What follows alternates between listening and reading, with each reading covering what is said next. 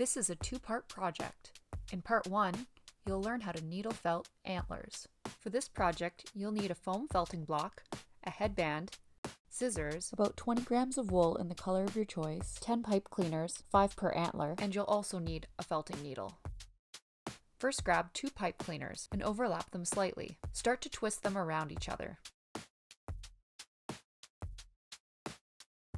Now fold your pipe cleaners in half and leave a small loop unfolded at the bottom.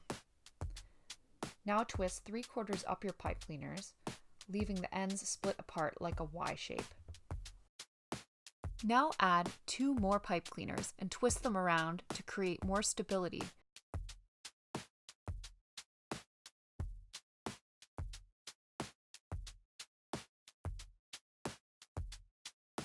Now once you reach the top, branch one of your pipe cleaners off to create another antler.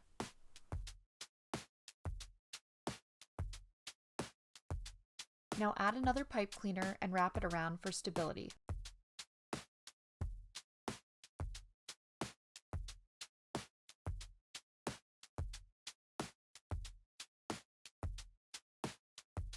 Another way you can achieve this is by using about 4 meters of wire and then covering your wire with 2 pipe cleaners per antler. Good job! Now repeat the same process for your other antler. Now grab a tuft or 2 of wool and wrap once tightly around your wire armature.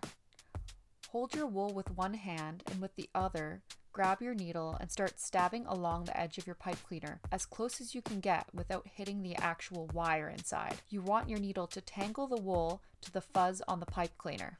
Continue to roll your wool tightly and evenly around your pipe cleaner. If your wool looks a little lumpy as you're rolling, don't feel bad unrolling and trying again.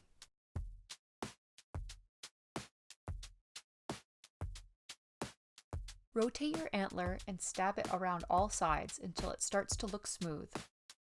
Try not to hit the wire while you're stabbing.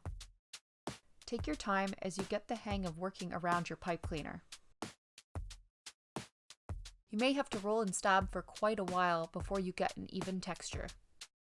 Once you get to the place where your antlers split your wool in half and wrap half of it around the main trunk and leave half for the first antler or branch.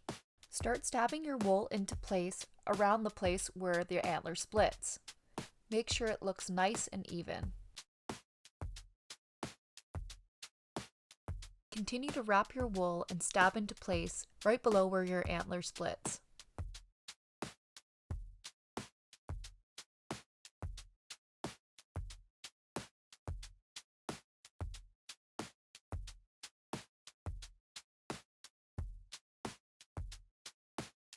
Continue wrapping the piece that goes up the main trunk and stab it into place.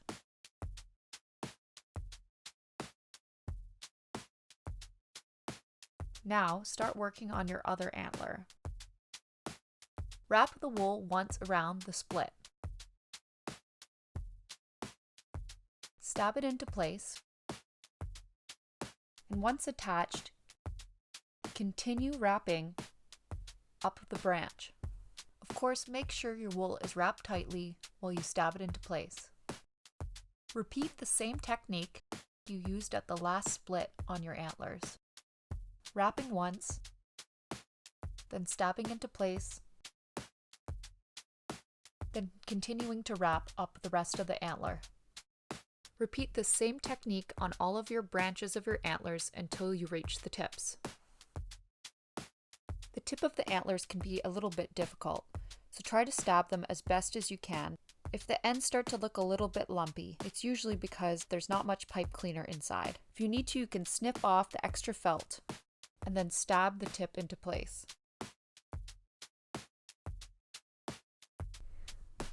Repeat this technique on all of your tips of your antlers.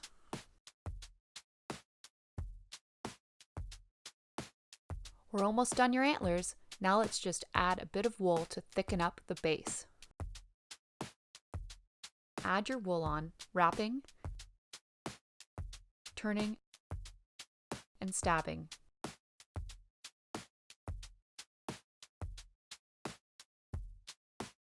After a great deal of stabbing, it's time to attach your antlers to your headband. First, grab your scissors and use them to trim off the excess wool. Grab your headband, plug in your glue gun and let it heat up. Bend the loop at the bottom of your antler flat. This will be a base for your antler to attach to your headband. Add glue and hold it in place until the glue dries. Now let's add glue for your other antler. Now it's time for part 2.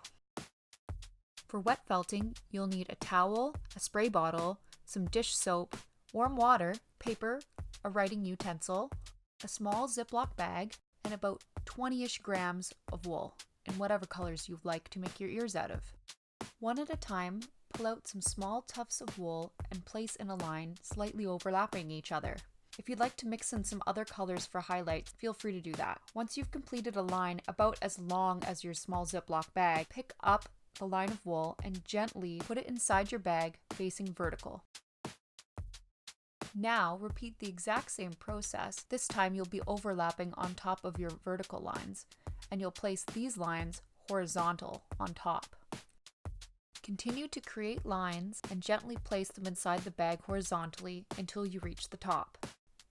Now, grab your spray bottle and turn the nozzle on mist. Spray inside your bag till it's full of soap. Flip over and repeat on the other side of your bag. Now squish all of the air out as best as you can and zip it shut. Now start agitating the wool with your fingertips by rubbing your wool through the plastic. Turn and agitate, making sure you cover the whole surface. If you need to, take a little more air out of the bag, then zip it back shut. Flip over and repeat on the back side. Continue this for about 5 minutes. Then, start rolling your bag like a sushi mat. Rub back and forth a few times. You might have to hold your bag in place with one hand and roll with the other. Continue agitating and rolling, as well as using your fingers for about 10 more minutes. Now, open your bag and gently remove your wool. Rinse with cold water, squeezing very gently to remove the soap. Carefully unroll your wool and place on a towel. Gently pat it dry. Your wool doesn't have to be completely dry for the next step. Take a piece of paper and draw a petal shape about 4 inches tall. Cut it out using your scissors and use it as a template for your ears. Now use this template on your wool to cut out your ears.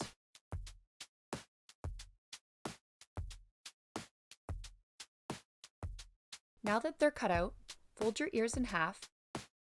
Use your needle to felt the bottom part of the folded ear closed.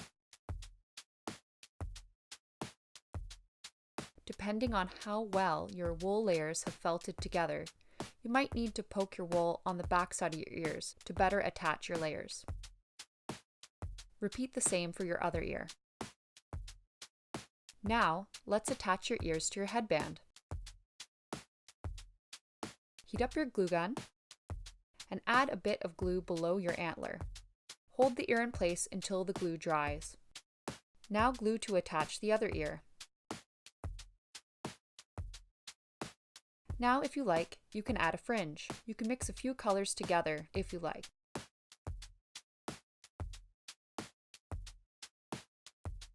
When attaching your fringe, the glue is hot, so sometimes it's easier to use another object to push the wool into the glue to help it stick. Once your fringe is attached, trim off the excess wool.